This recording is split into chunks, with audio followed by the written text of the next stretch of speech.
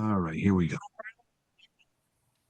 Well, I hope you are all, let's see, one other person come on, Henry. I hope you are all doing well today. And this is going to be a fun little study I think we're doing today. I'm not doing these studies for fun, but that's okay if they are fun along the way and we learn things.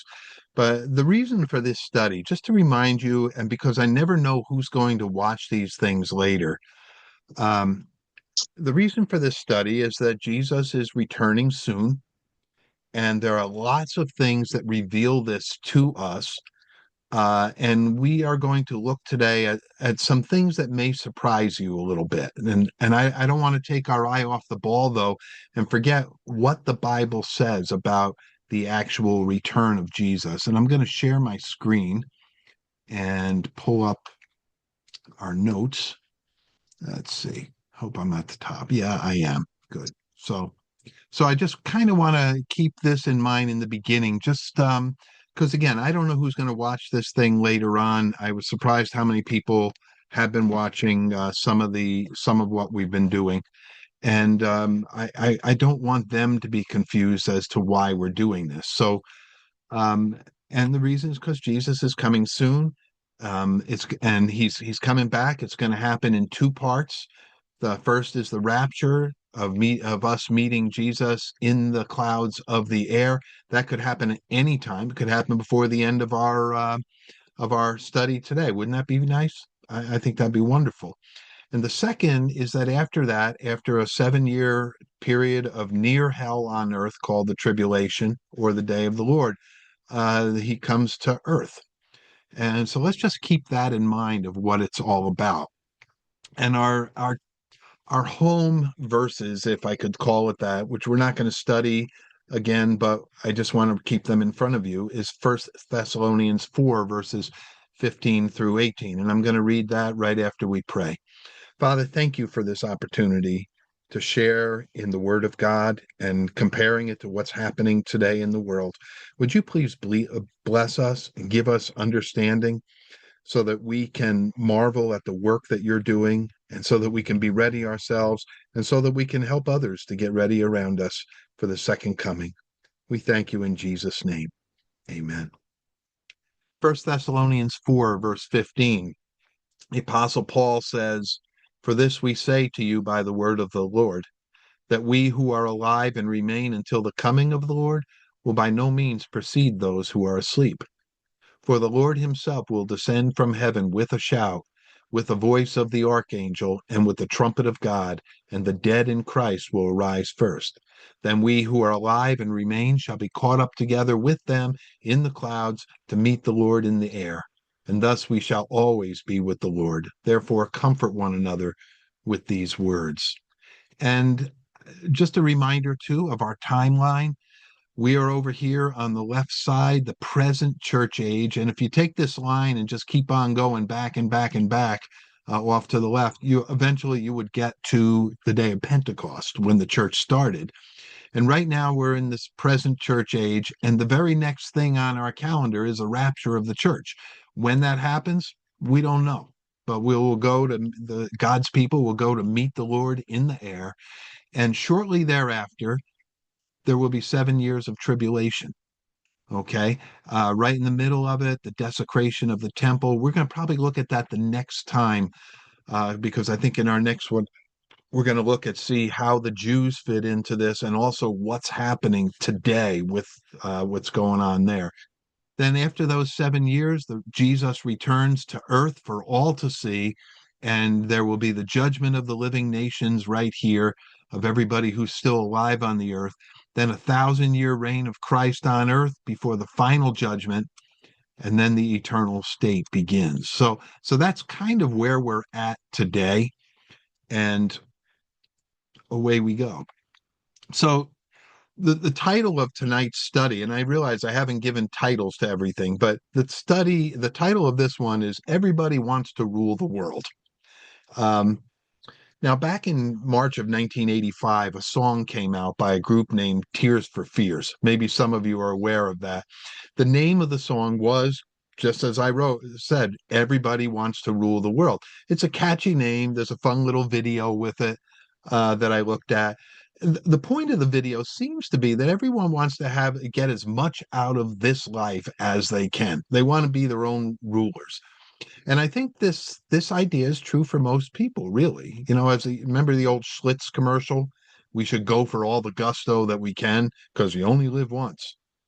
Well, anyway, in the end times, we're going to see this play out in a big way.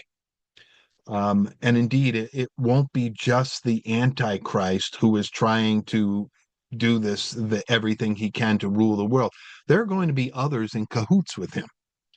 And I want to show you some things today that indicate that the way the world will be ruled when the Antichrist shows up may already be starting to take shape today. And we're going to first of all, we're going to take a short detour to this point because I want to clear up a few things that I've heard over the years, and it really does fit in with our study. And to do this, we're going to begin by looking at what I consider to be one of the greatest prophecies in the Bible, and that being the 70 weeks prophecy spoken of by Daniel. And it will give us some understanding about when Jesus will come, his first time, and also when the Antichrist will be on the earth, as well as where he will come from. And so it dovetails together with the rest of the study. So let's get to the scriptures, and I'll give you some background as we go. So the 70-week study is found in Daniel chapter 9. And it says, and Daniel is writing, and he says, "Now, while I was speaking, praying, and confessing my sin and the sin of my people Israel, and presenting my supplication before the Lord my God for the holy mountain of my God, yes, while I was speaking in prayer, the man Gabriel," that's the angel that we know, "whom I had seen in a vision at the beginning, being caused to fly swiftly, reached me about the time of the evening offering.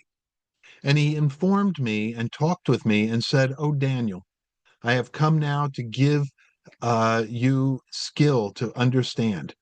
At the beginning of your supplications, the command went out, and I have come to tell you, for you are greatly loved. Therefore, consider the matter and understand the vision.'" Now, before we go any further, let's understand that Daniel had just prayed a prayer. And the angel Gabriel, called a man here because I'm sure he looked like a man, but it also says he flew swiftly. So I guess he's got wings. He came to Daniel to give him an understanding of what would happen to Daniel's people, Israel. And you see, at the time of this writing, the people of Israel were captives in Babylon because they had been kicked out of their own land due to their sin and idolatry.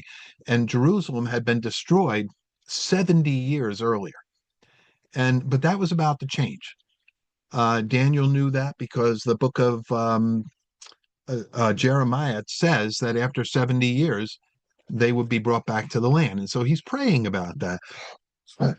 And the Babylonians had recently been beaten by the Medo-Persian armies, and the new king of Persia, a man named Cyrus, was going to allow the Jews to go back to their homeland.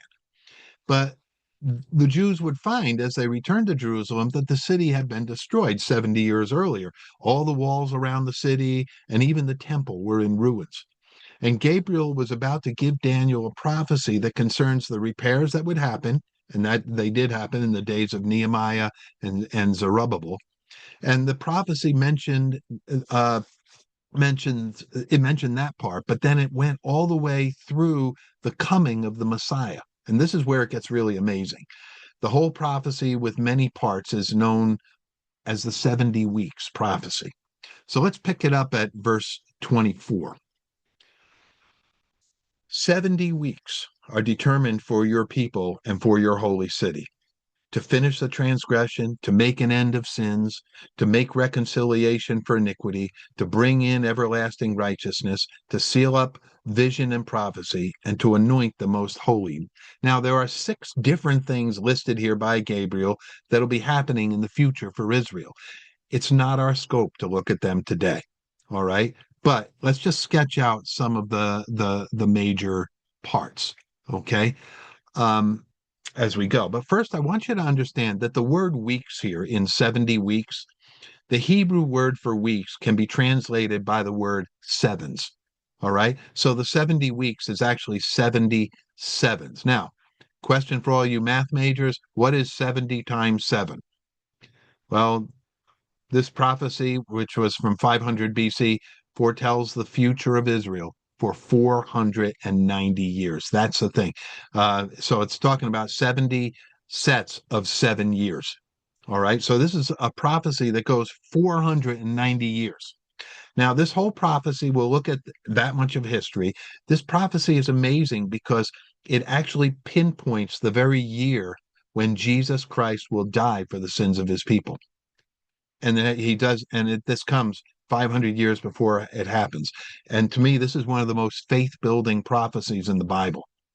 Um, and by the way, the people who don't believe in the Bible or don't believe these scriptures, they used to say, well, Daniel was written way later. It was and it was written maybe even after Christ came. But they had a little problem with that because when the Dead Sea Scrolls were discovered, they found a copy of this, and it was 200. They it was from 250 years BC. So we know Daniel wrote it long before. So anyway, verse 25. Know therefore and understand that from the going forth of the command to restore and rebuild and build Jerusalem until Messiah the Prince, that'd be Jesus, there shall be 7 weeks and 62 weeks. The street shall be built again, and the wall even in troublesome times. Now, a couple questions. What's 7 weeks plus 62 weeks? This is not hard, right? 69 weeks, right?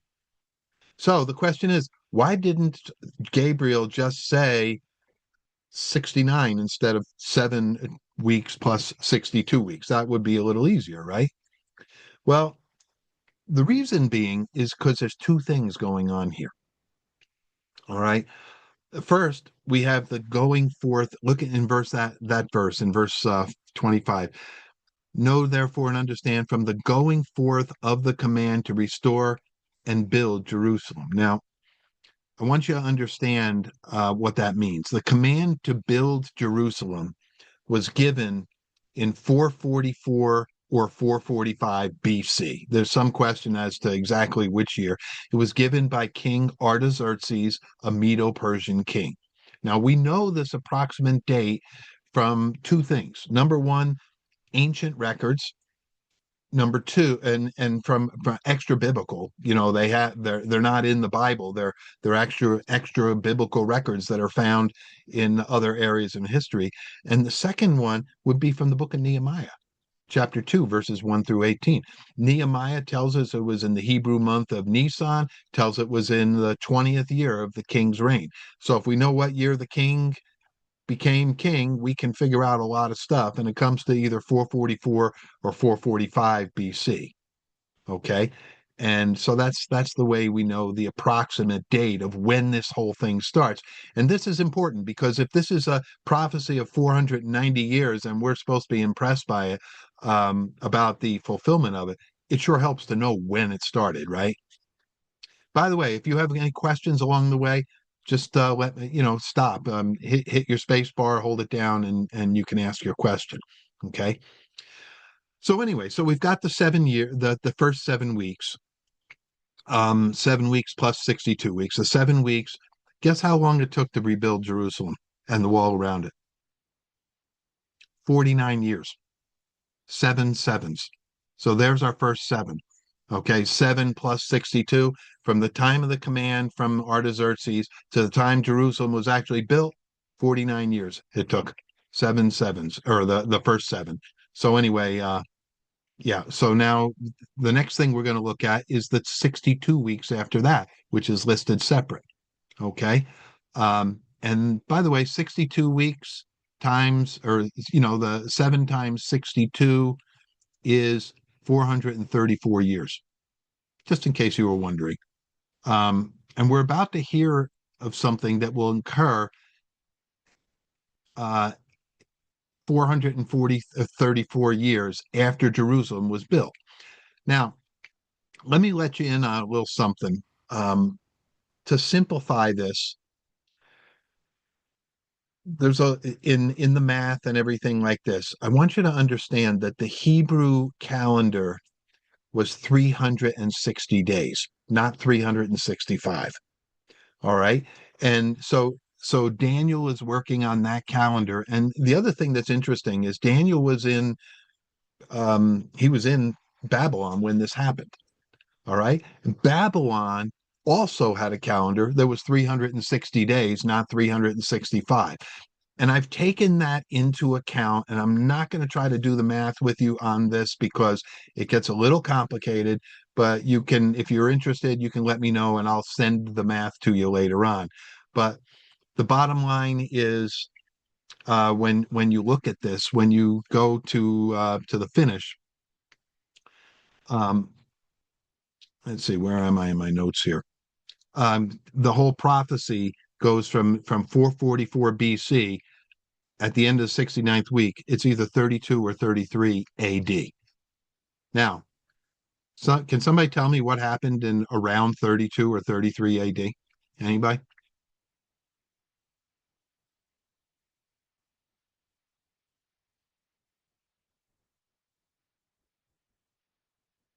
Jeopardy music is playing.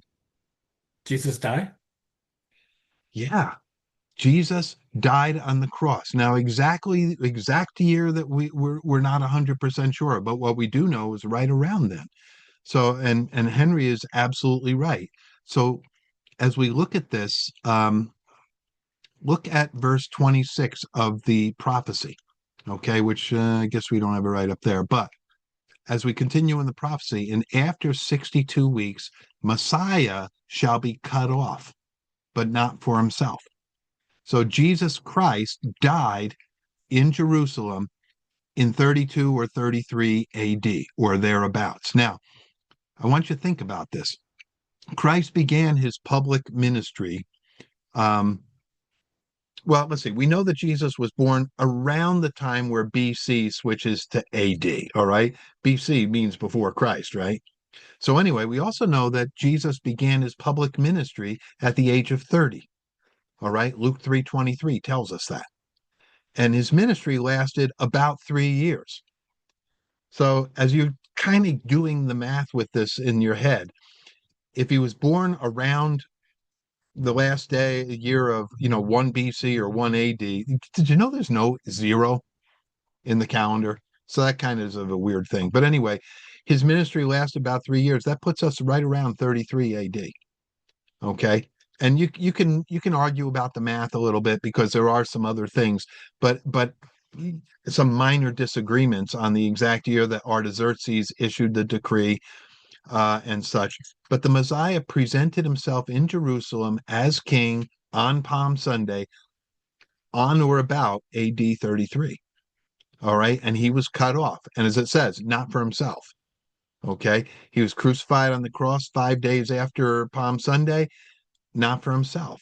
And as the prophecy said would be the case, because he was cut off for us. All right. To pay for our sins.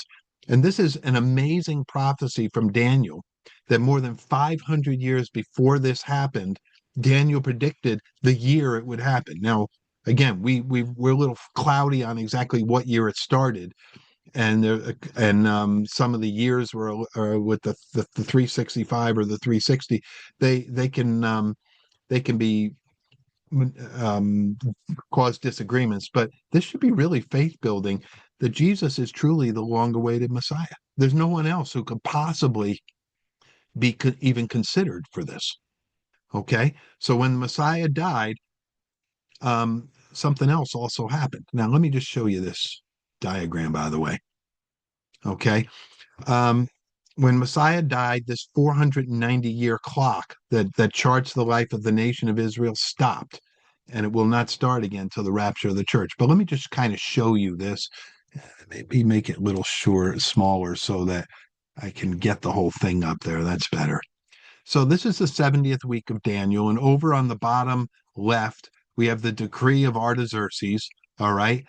And in about 444, 445 BC, the first weeks or 49 years is building Jerusalem back up. Nehemiah's there building the wall. Zerubbabel's building the temple, and so on. And then we have this period of 434 years until Christ is killed. Okay? Christ is killed, Messiah shall be cut off about 33 AD. All right? Then after that, the destruction of Jerusalem happens around 70 AD. Actually, it is in 70 AD. That's a well established fact. And anyway, after Messiah was cut off, the church age begins. Okay. Now, why would the clock, the Jewish clock, stop there? It stops because God has stopped dealing with the Jews when they rejected Christ, and now he's dealing with the church. But at the rapture, which happens right in here at the end of the church age, God stops dealing with the church because we're up there with him. And on earth, he begins dealing with the Jews again. So for the 70th week, the tribulation period, also known as the time of Jacob's trouble, that's found in Jeremiah 30, I think it's verse 7. And so he starts dealing. So this is where the Antichrist covenant with the Jews, Daniel 9:27, that's where the clock starts ticking, the final 7 years of that. And then the Messiah returns. Okay. Halfway through the tribulation, the covenant that the Antichrist makes with the Jews is broken. Okay. Second Thessalonians tells us that. And then the tribulation gets even worse, which I don't know how it gets worse, because do you realize half the world is killed during the first half of the tribulation? Half the world. Okay. That's a lot of people. That's billions. Okay. So if you've got any questions, let me know. All right. So when Christ died, the 490-year clock of the Jewish history stopped at 483 years, 69 weeks. And there are 7 to go. It will start again after the rapture when the Antichrist signs a peace treaty with Israel, and that will also begin the tribulation period. Okay. Questions, comments, or amusing anecdotes? Okay. So back to Daniel, still on the 70 weeks, verse Daniel 9:26. And the people of the prince who is to come shall destroy the city and sanctuary. Now, up here, I talked about this AD 70, 40, roughly 40, 35, 40 years after Christ, his resurrection, the destruction of Jerusalem. So this is still talking about the destruction of Jerusalem, the people of the prince who is to come. Now, who is the prince who is to come? That's the Antichrist. All right. He's the prince who is still yet to come. And the people this is something that's going to help us to know where the Antichrist is coming from. The prince who is to come is the Antichrist, and he will come from the people who destroyed the temple. Now, who destroyed the temple? The Romans, right? The Romans came in under Emperor Titus, and they wiped the place clean. Now, as we think of that, does that mean that the Antichrist is going to be Italian? That he's going to be from Italy? It doesn't mean that at all. Okay. Um, the answer is it doesn't necessarily mean that, because when you look at the Roman Empire, all right. Now, notice in the middle here, let me just help you orient. This is the Mediterranean Sea, Africa down here, Europe up here, Middle East over here. Okay. Everything in red, or whatever you call that color. I know the women have a name for this color. All right. Us men, we call it red or orange. Um, but anyway, I didn't know Lisa was watching. All right. But anyway, well, she could tell us what color it is anyway, right? But anyway, the red is where the Roman Empire was. And She said you can, salmon, by the way. what is it? Salmon. Salmon. Oh, that's it. Salmon. Yep. Thank you, I would That's have Lisa. what gone. I was going to say too, salmon. There you have Yay, it. So, Lisa. so my Yes. magenta would have been wrong then. Yeah, my red isn't too close either, uh, but the men would have never said a word about it. Um, but anyway, so we've got Spain, we've got France, we've got England with not the whole United Kingdom, but we have England. Here's Italy uh, and Southern Europe, Greece, uh, Turkey, and then we've got the Middle East here. We've got Egypt and we've got Northern Africa. All of that together is the Roman Empire. And so when it says the people of the prince who is to come, the prince is coming, the prince, that would be the Antichrist, is coming from somewhere in the old Roman Empire. So if you're wondering where the Antichrist is coming from and things like that, let me tell you, he's not coming from America, he's not coming from Russia, he's not coming from China. He is coming from one of these areas. And I tell you this, that Donald Trump is not the Antichrist. Okay. So if you were wondering about that and you hear people say it because they don't like him, they're going to have to find another reason not to like him because he's not the Antichrist.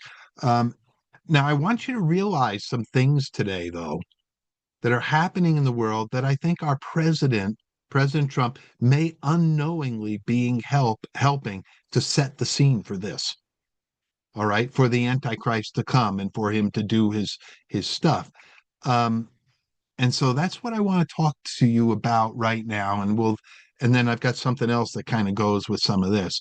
But have you ever thought about President Trump's Board of Peace? Do you even know what the board? Have you ever even heard of the Board of Peace?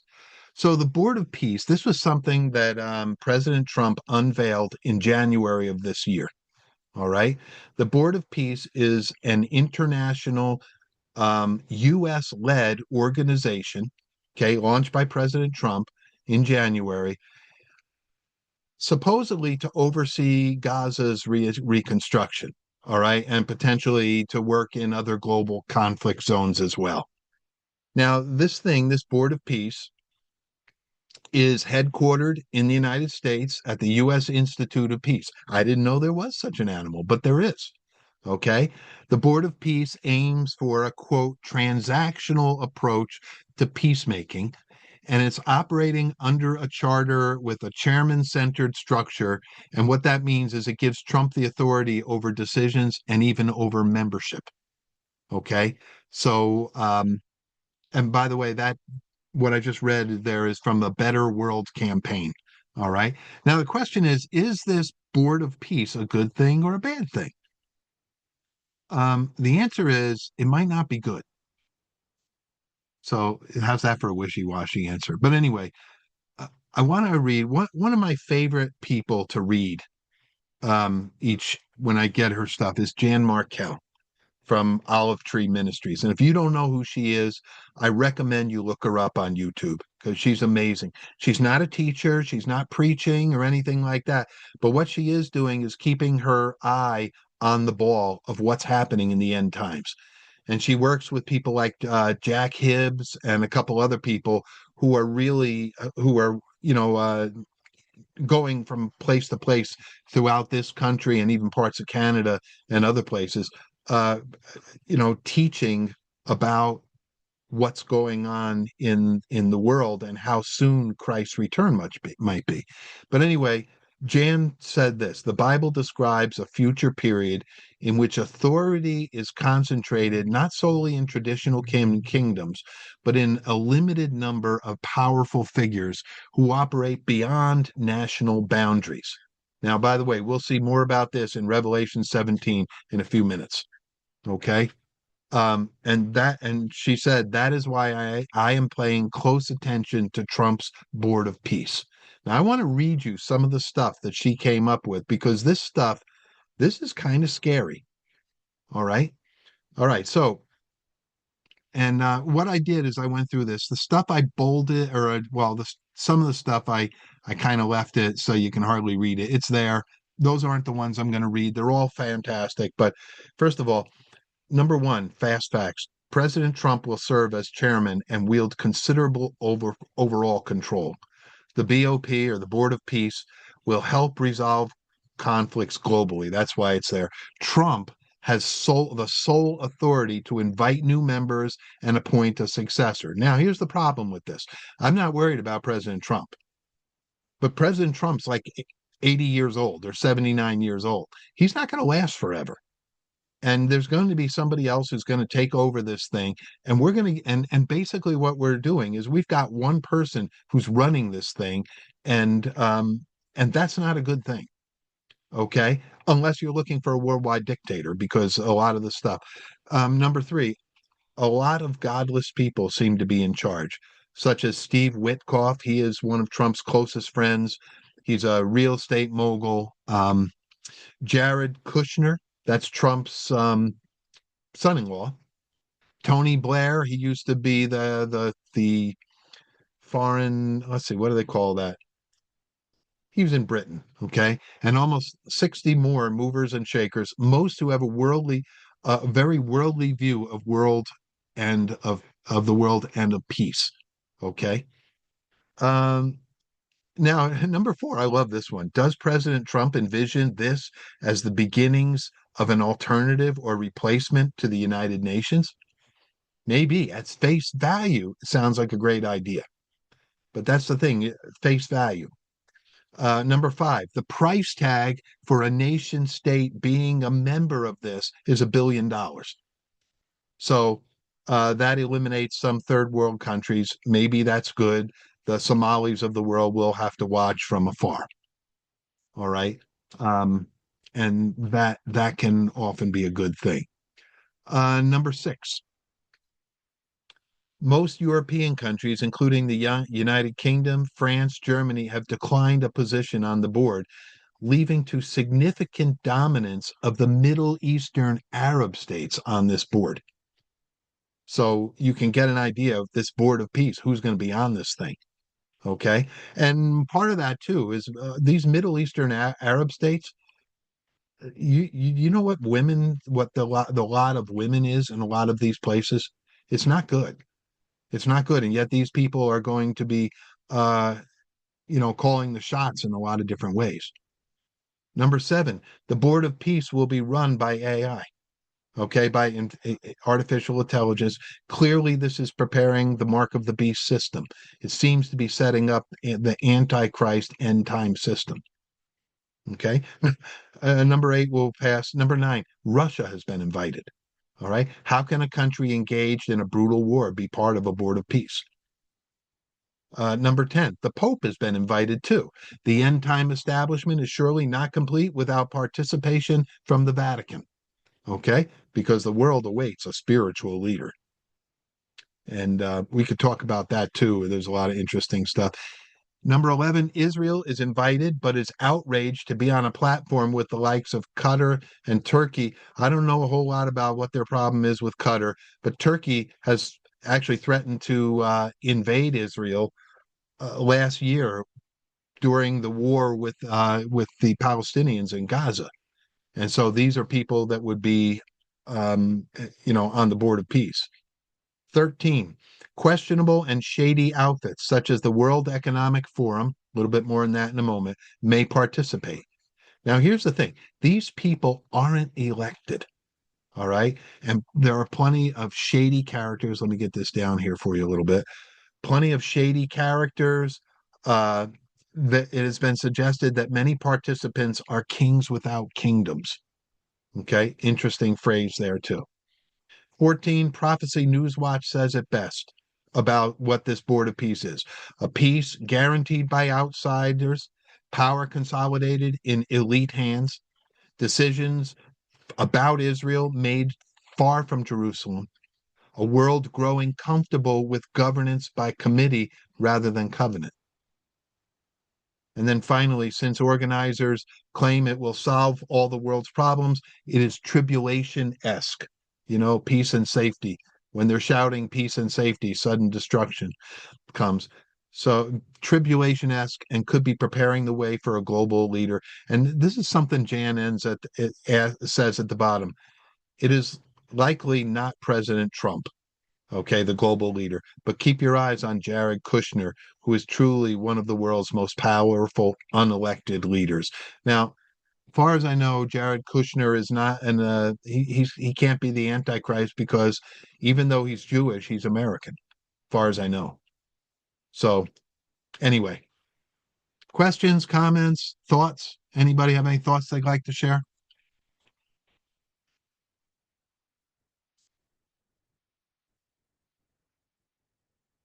All right. Checking my time there. Okay, so in the end times, there are going to be a lot of people who want to rule the world. Remember, we started talking about that song. And I want to go over with you a part of the scripture passage in Revelation that looks at what will happen with our world when the Antichrist begins to consolidate his power and how the world is going to be governed. And it will not be governed the way that it is governed today, with 200 nations, each one doing its own thing. All right. And what I'm going to show you, it will dovetails nicely with the scriptures we're going to look at. That said, there's no guarantees that all of this is going to be happening the way that I lay out, but let's look because there's some really intriguing stuff. All right. Now, as we look at Revelation 17, I want you to understand this is not a study on the book of Revelation, all right, that we're doing. If it is, I would go through this verse by verse, but we don't have that kind of time today. Um, if you read the full chapter carefully, you'll probably have a lot of questions that I'm not going to try to answer today because they're outside the scope of what we're looking at, which is current events and the end times. And with that in mind, I want to concentrate on the bolded verses. All right, the ones in blue. Okay, but let me just read at the top just to give you an idea, verses 1 and 2. Then one of the seven angels who had the seven bowls came and talked with me, saying, Come, I will show you the judgment of the great harlot who sits on many waters, with whom the kings of the earth committed fornication, and the inhabitants of the earth were made drunk with her wine of her fornication. There's a lot there that we're not going to talk about. But here's where it starts getting where we will. So, verse 3, so he carried me away in the spirit into the wilderness. And I saw a woman sitting on a scarlet beast which was full of names of blasphemy and having 7 heads and 10 horns. Remember those numbers: 7 heads and 10 horns. Back down to verse 7. But the angel said to me, Why did you marvel? I will tell you the mystery of the woman and of the beast that carries her, which has the 7 heads and 10 horns. Down to verse 12, because we get a little bit more. The 10 horns which you saw are 10 kings who have received no kingdom as yet, but they receive authority for 1 hour as kings with the beast. These are of one mind, and they will give their power and authority to the beast. These will make war with the Lamb, that's Jesus, of course, and the Lamb will overcome them, for he is Lord of lords and King of kings, and those who are with him are called chosen and faithful. Then he said to me, The waters which you saw where the harlot sits are peoples, multitudes, nations, and tongues. So, um, let's see. All right, so we're down. Sorry about that. I didn't get all the way down. So I want to focus with you right now on verse 3. Okay, to kind of set the page here. So he carried me away in the spirit and into the wilderness. I saw a woman sitting on a scarlet beast, full of names of blasphemy, having 7 heads and 10 horns. Now, what in the world is that about? Well, the Apostle John, who wrote the book of Revelation, speaks here of a vision God gave him, and the angel carried him to a place where he saw a woman sitting on a scarlet beast. Now, the first question is, who is the beast? Well, who is the beast in the rest of Revelation? Is the Antichrist, right? So in Revelation, the Antichrist is generally known as the beast. And the woman, by the way, has been identified by a lot of Bible scholars as representative of a one world religion, all right, that will come to the forefront. In my opinion, that's probably right. And it will probably be made up of what is left of Roman Catholicism and Islam, all right? And by the way, did you see some of the nice things that the Pope recently said about Islam? Let me just read you a little bit. And I don't mean to be bashing the Pope or anybody, but this was just, the Pope that we have. We finally got an American Pope, and the guy is just off the rails. Jan Markell reported this 2 weeks ago.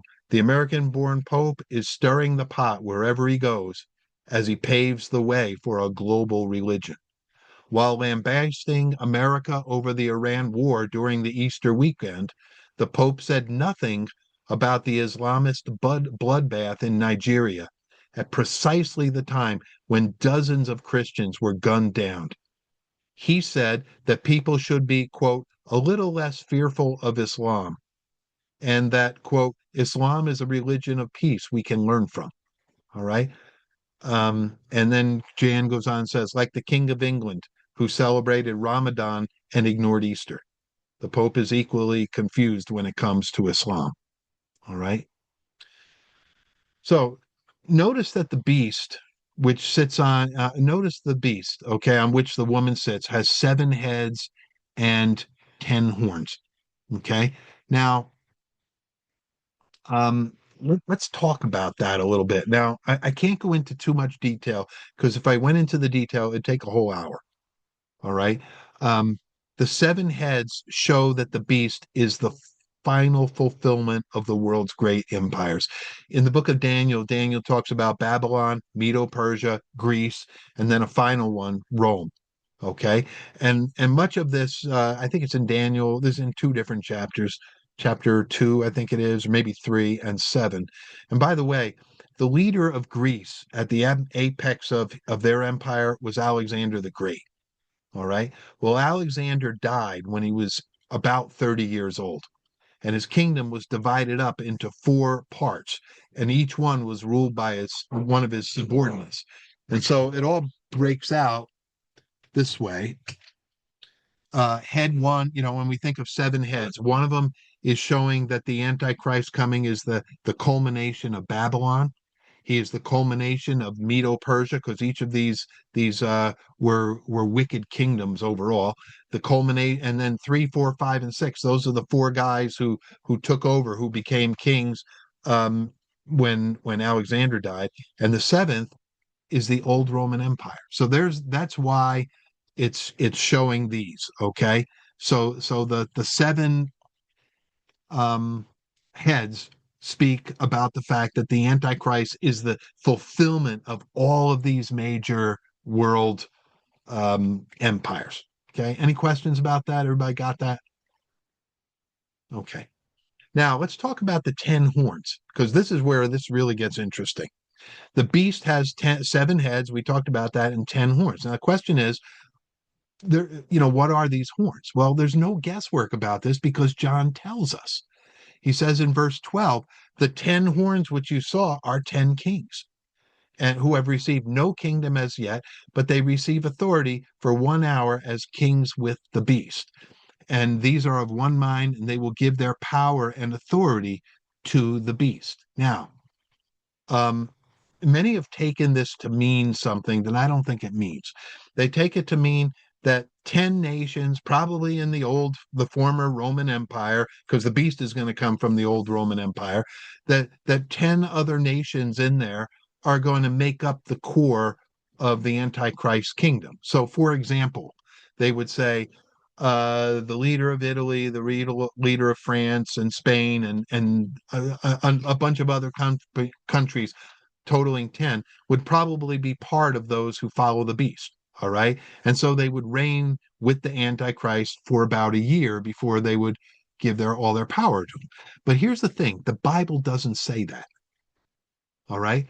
Look again at verse 12. They receive authority for 1 hour, probably 1 year, as kings with the beast. Now, these people who will rule are not necessarily born to be kings. All right, like King Charles is over England. He was born, everybody knew he was going to be king someday. All right. These people were not necessarily even born, they didn't necessarily even go through a political process like President Trump did. All right. No, they received authority, they were given it. All right. And this may mean that the beast, who by himself is unelected as well, simply imparted to each one of them the authority over kingdoms. And note it doesn't say where these people would rule. All right. And this is important because they could even rule someplace that has got nothing to do with their homeland.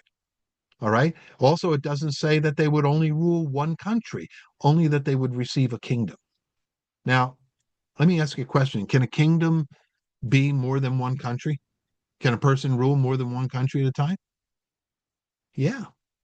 Okay. The Roman Empire encompassed many nations. It was ruled by one man, Caesar. Okay, a single king. In the late 1800s, 1900s, the British Empire was all over the place. All right, one king or queen over many nations. And so, in the end times, if the whole world was divided by the Antichrist, all right, not that people would know he's the Antichrist, by the way. What if they divided the world into 10 zones? All right. Wouldn't it make sense to have that happen in the end times? After all, the Bible tells us that 10 kings will give their kingdoms to the beast. All right. Now let me show you a map here. This is from the Club of Rome. All right.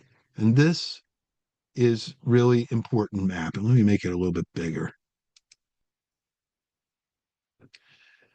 Um, the Club of Rome uh, put this map together back in 1971. And the map shows how the Club of Rome and the World Economic Forum want to split up the world. They wanted to do this back 55 years ago to split the world up into ruling sections, each ruled by a king. This was 50 years ago, okay, to rule over for a short time. And the Club of Rome was formed back in 1968, and one of its members was a guy named Klaus Schwab. Ever heard of him? He started another organization called the World Economic Forum in 1971. And both the World Economic Forum, the WEF, and the Club of Rome, they both use this same map of how the world could be divided up to best administer uh, to the worldwide needs as they saw them. Now, the Club of Rome, they were a think tank. All right. They were focused on global issues like environment and poverty, and the World Economic Forum came out of it. All right. And both organizations were geared to holistically think holistically of how to make the world run better. All right. Now you can figure out your own definition for what that means. But the WEC became much larger, more impactful, and it's a huge player in today's world politics. And it essentially espouses a one world government. Okay. Every year they have their big meeting in Davos, Switzerland. And I want you to just look who's on this one world government, global elitists. We got Klaus Schwab. I mentioned him. And if you don't know who he is, just look him up on the internet. You'll be pretty amazed. Bill Gates, we all know who he is, right? Um, Elon Musk. All right, Christine Lagarde, who used to lead the IMF, the International Monetary Fund. Mark Zuckerberg, all right, Facebook. Al Gore, remember him? Um, and then some others, including Justin Trudeau, who the frequent I don't know if he's still Prime Minister of Canada or not, but he was. Now, I want you to notice again how this map is drawn. All right. Notice that the whole world's broken into 10 zones or kingdoms. Now, there's another map that goes along with this map that changes one area, and that's the area number one. All right. So number one, that's the United States and such. And it looks at it a little bit differently. Now, let me tell you about this map. Okay. This map is known as the Technate map. The Technate map. All right. And um, what do I say? And this is where it gets really crazy because it appears that President Trump, whether he knows it or not, may be following this map. Okay. The Technate map. Now, let me give you a little history on it. This map was formed by a group of technology experts who looked at all the struggles of all the nations and they decided that politicians were in the process of ruining the world. Okay. All in favor that that's probably true? Okay. Politicians are ruling the world, ruining the world. And so this group was formed and they were made up of these tech gurus to fix things. If you want to fix stuff, get a guy who's good at technology, right? So this Technate group was organized. Actually, they started all the way back in the first part of the 20th century. So they've been around a while, but they have generally been less recognized than the World Economic Forum. And one of the most impactful leaders of the technocracy movement was a man named Joshua Haldeman. All right. Now, you probably have never heard of him. I never heard of him before I started doing this studying. He was the founder of the Technate movement, and he was Canadian. Eventually, he moved to South Africa, and he had a daughter named May. And in 1970, May got married to a man named Errol Musk. And Errol was an electromechanical engineer in property development. And he and May had a son born in 1971, and they named him Elon Musk, now one of the richest and probably smartest men in the world. Elon is the grandson of the man who made this Technate map. All right. And he's also part of the World Economic Forum. Now, let's look at this map, and I want you to notice some things. All right. I want you to notice that this map, first of all, it's very similar to the map, this map here, the number one up here, but you will notice that there's some additions. Okay, especially way down in the bottom. All right. Um, it's very similar, but there are some things on it that are about how it was grouped, and some very interesting things um, to consider. Let's see what our president Trump has said or done since he became president in 2024. And again, I voted for our president. I would vote for him again under the same circumstances. Okay. I don't think Trump realizes maybe that he's following this map, but some of the people that he is in cahoots with, who follow with him or helps him, I think they may know more about this. But anyway, the map includes Greenland, Panama for control of the canal, Venezuela, all right, where we just got their leader out of Venezuela, brought him up. Mexico to kill off the cartels. Cuba, where we've cut off oil shipments. All right. So let me just talk about these areas a little bit and give you some background. Okay. Um, Panama, first of all, recent developments. Um, in 2025, the U.S. and Panama announced an expanded partnership to secure the canal against potential threats, including increased U.S. military presence while maintaining Panamanian operation. So even if the U.S. doesn't retake it, it's already had a huge role. And you'll notice the newspaper headlines. I just looked up some newspaper headlines for each of these. Trump questions Panama Canal deal, calls the transfer a bad bargain for the U.S. All right. The second one, we built it. We shouldn't have given it away. All right. Trump revisits the Panama Canal issue. So this was added on the Technate map. Okay, Greenland. Now if you've been watching the news at all over the last year and a half, you know what President Trump has been saying about Greenland. Okay, um, and about annexing, and he may do it. And so some of the things, Trump revives push to acquire Greenland. We need Greenland. Trump floats U.S. purchase of Arctic territory. And, Trump tells allies Greenland is vital, says all options are on the table. All right. From the same thing, the Technate map. Nobody else ever spoke any of these things, any of the other presidents before him. All right. The Caribbean, including Cuba. According to a CBS News report, as of April of 2026, so we're talking last month, President Donald Trump expressed a desire to take or shift control of Cuba, framing it as a new dawn and implementing a maximum pressure campaign. His administration has pursued an oil blockade, threatened military action, and ordered contingency planning for potential military intervention to topple the communist government. Okay. And we see this. Trump floats hardline Cuba policy, sparks questions over U.S. intentions in the Caribbean. We need stability in Cuba.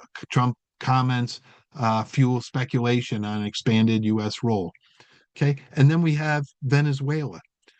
Um, according to whitehouse.gov and other outlets, based on reports from early 2026, so just in the last few months, President Donald Trump has expressed a desire to exercise significant control over Venezuela, primarily to access and manage its vast oil reserves. Following the U.S. capture of Nicolas Maduro in 2026, the administration has announced its intention to run the country temporarily to secure these race resources. And then we've got the newspaper headlines again. And I'm not going to read those, but you can read them. And then finally, this is the biggie: Trump and Canada. All right, Alberta, Canada is voting later this year. Do you know on leaving Canada and maybe becoming part of the United States? And if they leave, there's a very good chance Saskatchewan will leave. Okay. And those are Canada's energy and food capitals. What would be left of Canada if that happened? Um, Trump has also talked about discuss taking over Canada. He's never said it in a, we're going to do, but like it says here, Trump jokes about Canada as a potential 51st state. Wouldn't it be something? Trump comments on U.S. Canadian integration idea. So all of these things, all right. So if these maps divide up the world into 10 kingdoms and happen the way that we're looking at, um, these 10 kingdoms become rulers. One last thing, they won't all just give their power to the beast. All right. John doesn't mention it very at all. He talks about the fact in right here that they will give their power to the beast. I'm just looking at our clock here. But Daniel the prophet also adds to it, and this is pretty interesting. He says, talking about the 10 kings, I was considering the horns, all right, and there it came up another horn, a little one coming up among them. That's the Antichrist's kingdom, and before whom three of the first horns were plucked out by the roots. And there in this horn, the eyes of a man, and so on. These these 10, as he's considering this, what's it talking about? Well, the 10 horns, the 10 kingdoms are going to form. But then a little horn comes up. That's the beast, the Antichrist, speaking of pompous works. And an angel gives Daniel an interpretation of this last chapter, chapter 7 in Daniel. He says, the 10 horns who will arise from this kingdom, and another shall arise after them. He shall be different from the first ones and shall subdue three kings. Now, this is the Antichrist. He shall speak pompous words against the Most High, shall persecute the saints of the Most High, and shall intend to change times and law.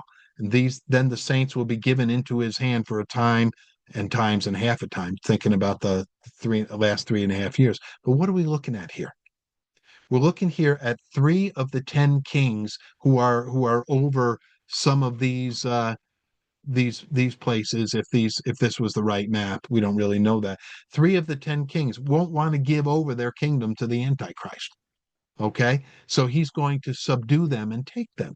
And now my guess is that the 10 kings who rule, they're all going to be alpha types. All right. I mean, let's assume for a minute that Donald Trump was one of them. I don't think he will be. He's 80, almost 80 years old already. Um, but anyway, can you imagine Donald Trump being a person like this? You think he would for a second he wants to play second fiddle to anybody? Okay.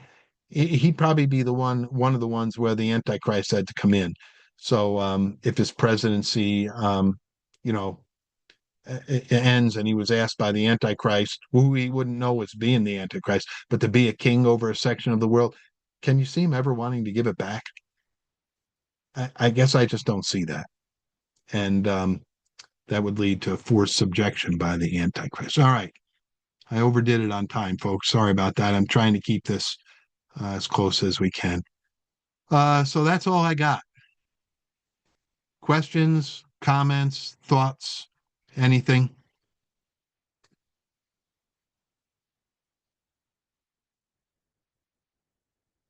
You're all speechless. Okay. I hope you learned something today. I hope there was some good stuff in here that maybe you haven't heard before or haven't thought about. Um, and again, I like our president. I voted for him. I'd probably vote for him again, but I don't think he'll be running. Uh, but there are things I think he's involved in. He doesn't even know he's involved in them. Okay. And if you've got any questions along the way, hope you'll shoot them to me. I'm going to stop recording on this thing and I'm going to get this up on YouTube before the night is out, I hope. So, all right. So thanks everybody for coming and we'll talk again. By the way, we won't be meeting next week because I'm not going to be here, but we've got 2 more weeks in the study and so those will be the weeks of the 19th and the 26th and then we'll call it a day. All right, Makes everybody. sense. Yep. See you. Yeah. Thank you. Thanks for coming, everybody. Take care now.